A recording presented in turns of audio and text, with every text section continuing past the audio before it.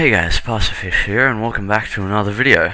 This week in New Week Nostalgia, we're going to be playing a little bit of Super Mario Land.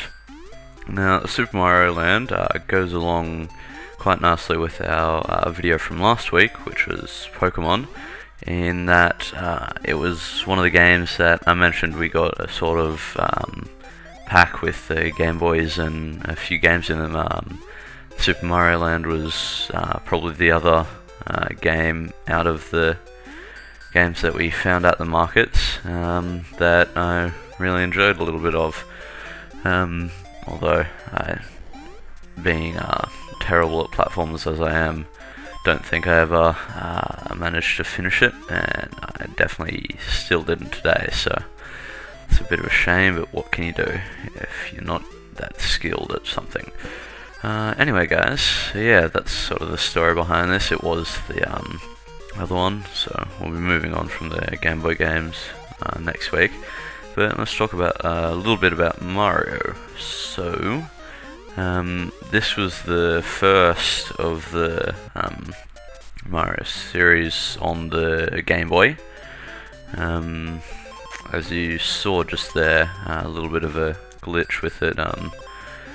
When you're big, generally you can't go down those sort of small gaps, but if you crouch or tap the crouch button while you're tapping the right or left key as well, you can sort of just move along even when you're big. So this here is the bonus game as well, which unlike the standard Mario games, you don't have the flag at the end of the level. There's a high road or a low road, I guess you could call it.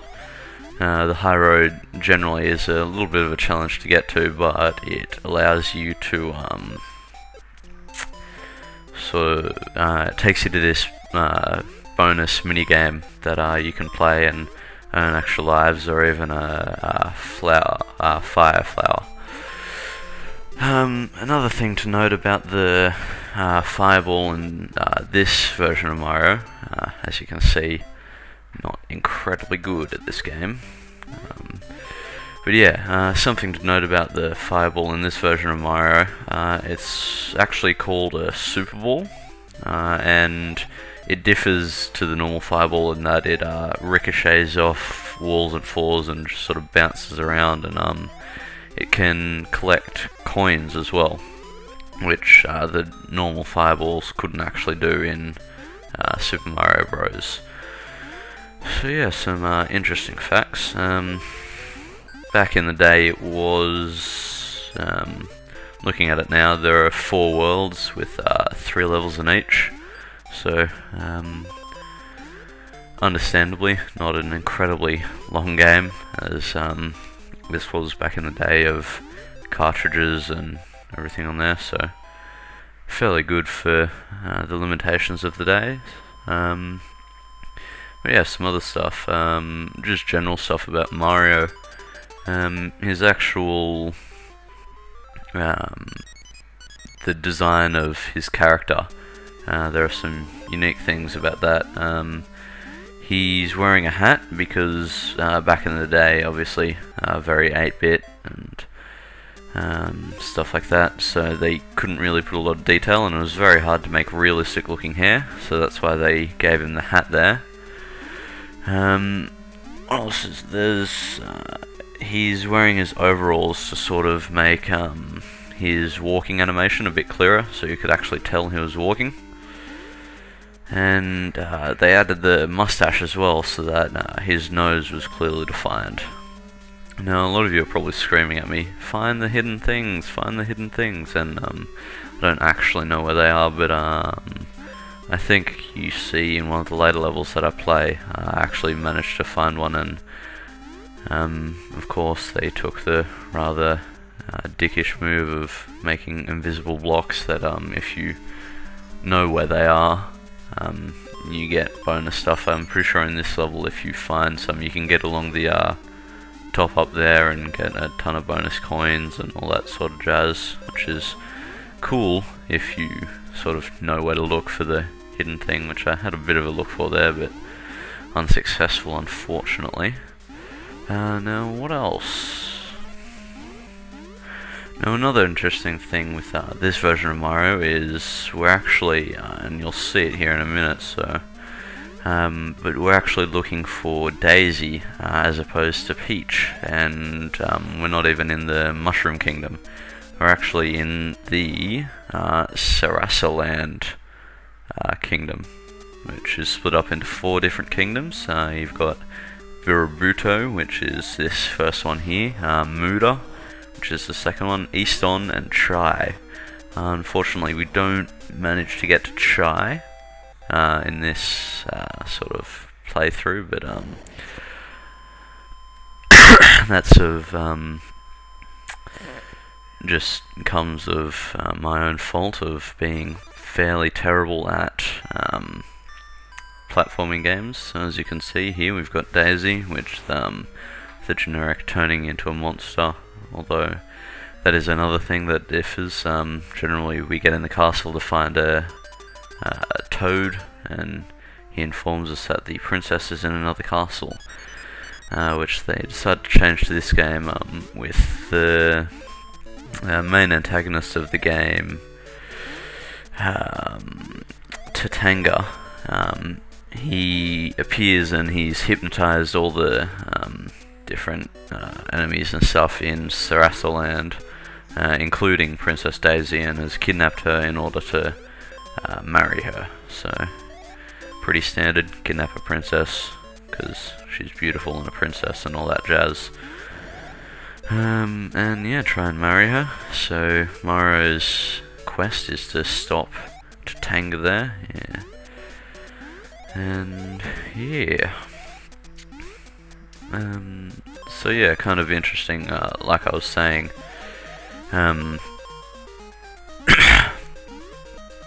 it differs in that instead of getting the Toad telling us that the princess isn't where we think she is, it's actually hallucinations, or I don't know, that's probably the best word I can think of for it, of Princess Daisy that are sort of monsters disguised as Daisy, as opposed to the actual Daisy that Tatanga has set up to distract Mario and try and mislead him from where he is actually holding Tatanga. Now, one interesting thing is none of this storyline really seems to be thrown straight at you. It's just kind of, you'll have to figure it out for yourself, which is kind of interesting, but at the same time a little confusing why they would do something like that. But I guess it definitely shows the limitations they were under back in the days of creating this game, so it's a shame, although we do have Mario and have had Mario for over 25 years now, so there is plenty of Mario a bit more fleshed out than he was back in the day, so that's always nice. Now, as you can see, some of these end level things get a little more difficult as time goes on, and I don't think I managed to get this one, which is unfortunate, but what can you do? I have cut around a little bit in this, guys, to shorten it down a bit so you don't have to watch me repeatedly fall off the same edge over and over and over again. So I hope you guys don't mind too much, but yeah, it should generally be a bit more enjoyable for you guys, so you don't have to. Oh god, I think, yeah, I take quite a few tries to get this guy and then fall off the edge. But anyway, guys, yeah. Now, one thing I will note about this version of Mario is, and this was something when it was released, critics did pick up on, is the controls aren't very tight at all.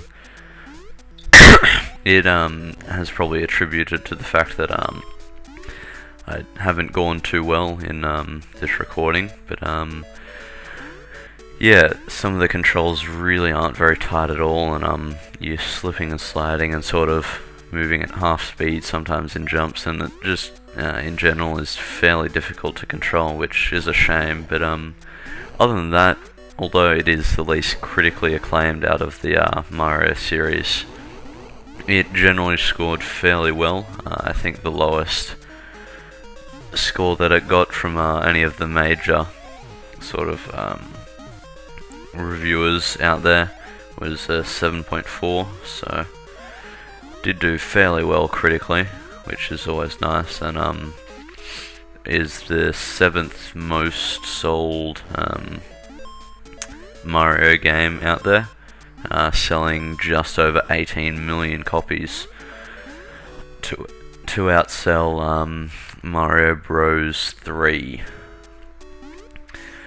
Now, this was the first ever Mario game to be developed without the ingenious mind of Shigeru Miyamoto behind it, who obviously, as I'm sure most of you guys would know, went on to produce the Legend of Zelda series after he left the Mario scene, which I'm sure we are all thankful for, and may even see a bit later in this first season of New Week Nostalgia, so you guys can pretty assuredly look forward to that.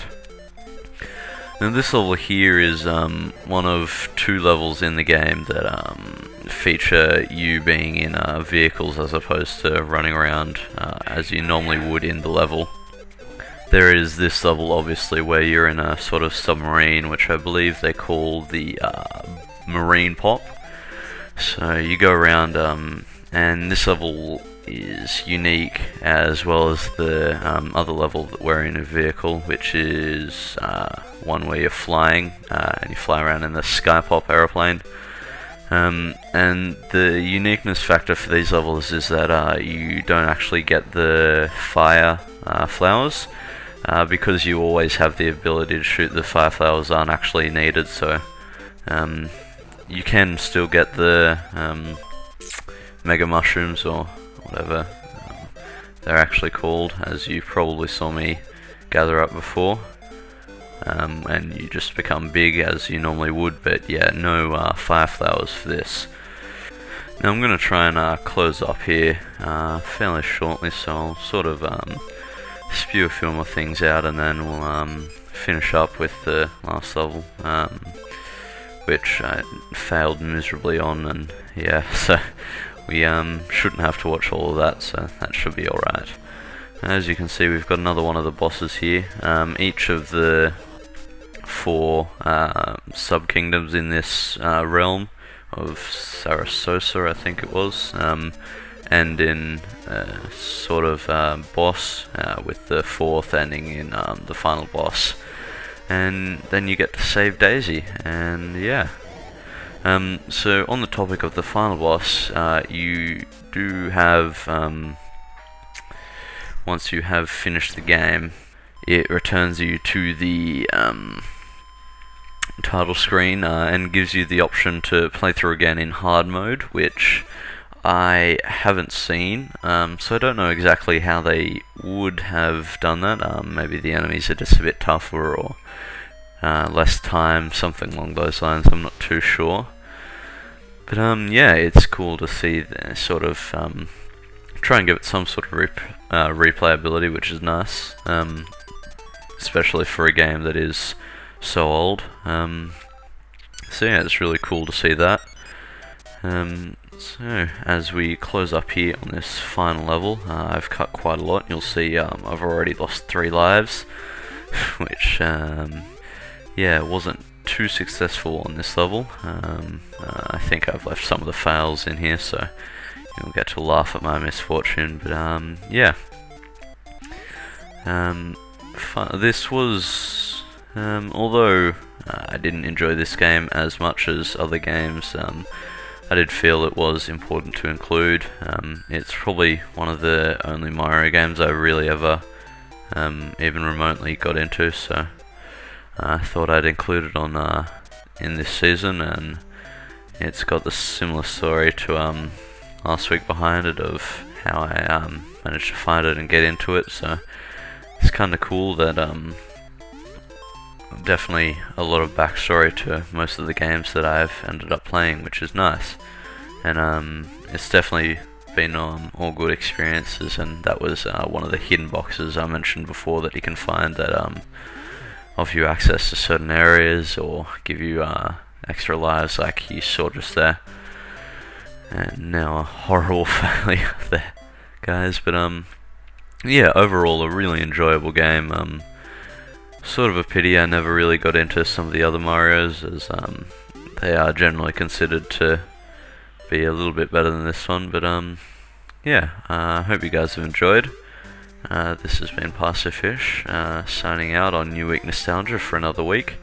Hope you guys have enjoyed. Please rate, comment and subscribe as always if you did enjoy, and I'll see you next time. Bye.